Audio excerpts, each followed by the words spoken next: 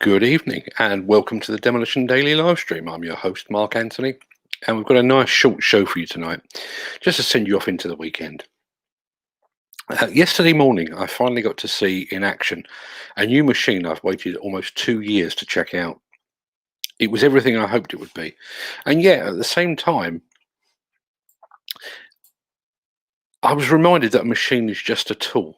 It's just a machine, and I'll tell you more about it just as soon as I come back after this.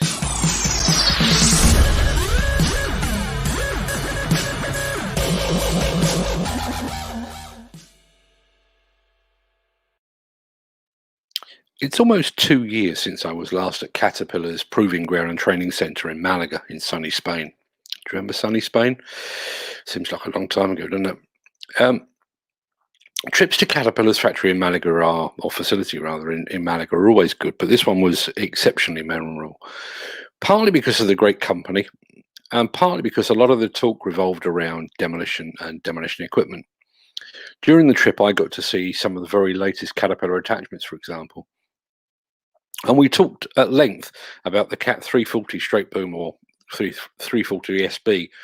It was a demolition excavator that at the time was still coming down the pipeline. We talked about it, but we didn't get to see it.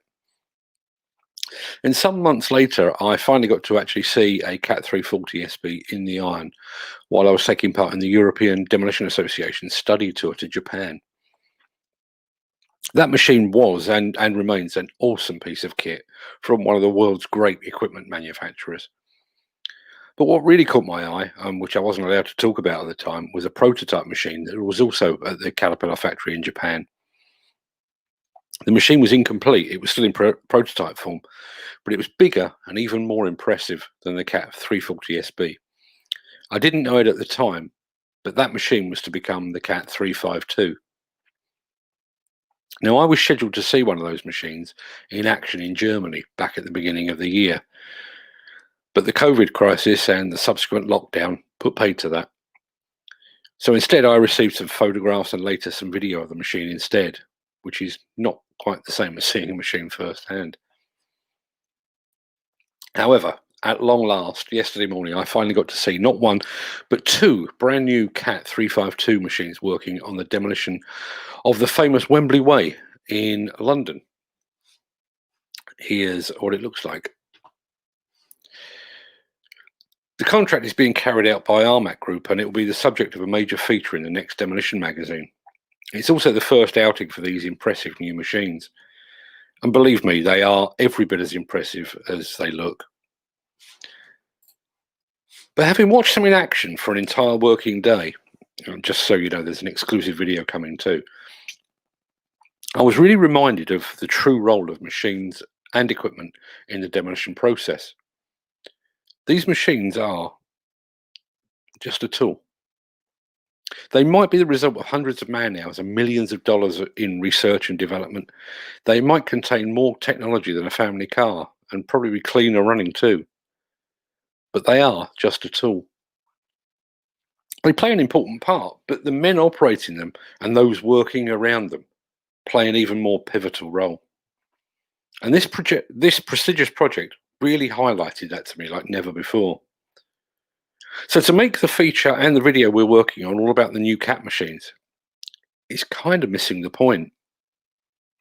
It would be like seeing Zinedine Zidane scoring 2 goals and almost single-handedly winning the 1998 World Cup final, and then writing an article about his football boots. Or watching Eric Clapton perform a 10-minute guitar solo and then producing an article about the supplier of his guitar strings. Perhaps more fittingly, it would be like watching the Royal Philharmonic blow the roof off the Royal Albert Hall and then focusing on the brand of flute that was being used. Now, that's not to devalue the contribution of the Cat machines, nor is it to devalue just how good those machines are. But in 30 odd years of reporting on demolition, this was one of, if not the most impressive projects I've ever had the privilege of watching.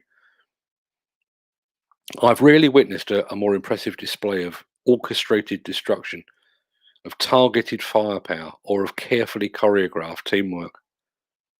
As a journalist, I'm required to be impartial and objective, but genuinely, this was one of the finest pieces of demolition I have ever seen. Now, as a company, Armac hide their light under a bushel. They don't generally like to talk about their accomplishments. Chances are they wouldn't even think about entering the World Demolition Awards. They really should, because in my eyes, this one is already a contender.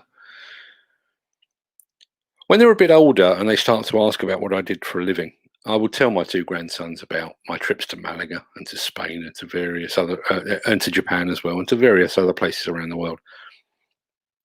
I'll tell them about the books I wrote, the magazines I edited, the podcasts I recorded, and the live stream video shows that I produced. I'll tell them about some of the great machines I've seen over the years, including the Cat 340 and the Cat 352.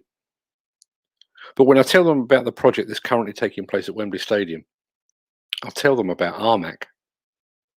Now, you can read all about this incredible project in the next Demolition magazine, which goes to the printers on the 10th of December, so you won't have long to wait. Now, that's another weekend or a week lockdown over and done with. We're 2 weeks into a 4-week lockdown so far. I'll be back here again on both Monday and Tuesday next week, but we're doing something a little bit different on Wednesday. Following a couple of really huge live shows featuring both Bobcat, Liebherr, and more recently JCB over on our Diggers and Dozers channel, we find ourselves in possession of 2 huge boxes of branded goodies.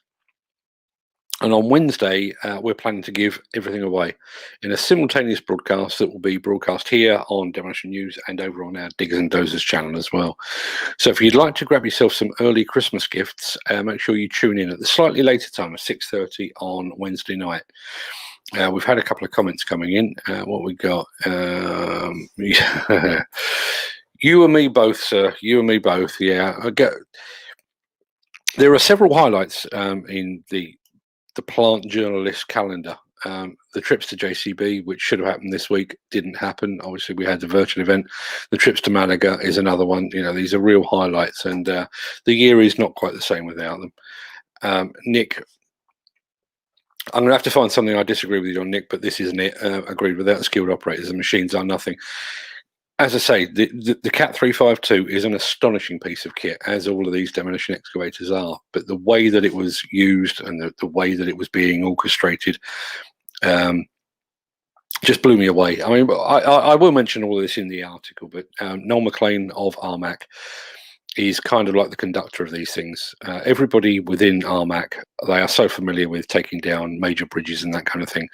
They don't need telling what to do. But Noel just walks around. He's got a playbook with him that, you know, and he sequences everything, and it all just runs so smoothly.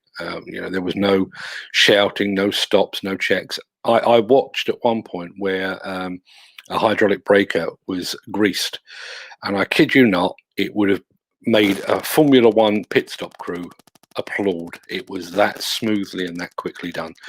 So it's going to be a good article to write. I'm actually looking forward to writing the article as well. Good evening, Charlotte. Great to see you here. As always, about time we did something on a live show with the good folks of Lugong as well. Maybe we can have a chat about that next week. Anyway, as I said, I'll be back here Monday, Tuesday, doing a big giveaway on Wednesday. I was just looking to see if I had some of the goodies to hand. I think I do. Bear with me.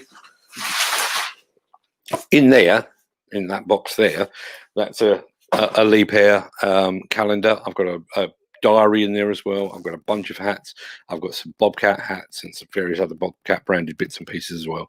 So it really will be worth you being around on Wednesday. I would strongly recommend that you tune in. I'm hoping that my friend who has just popped on here, Peter Haddock will be my co-host on Wednesday night, so he can help me give away some things.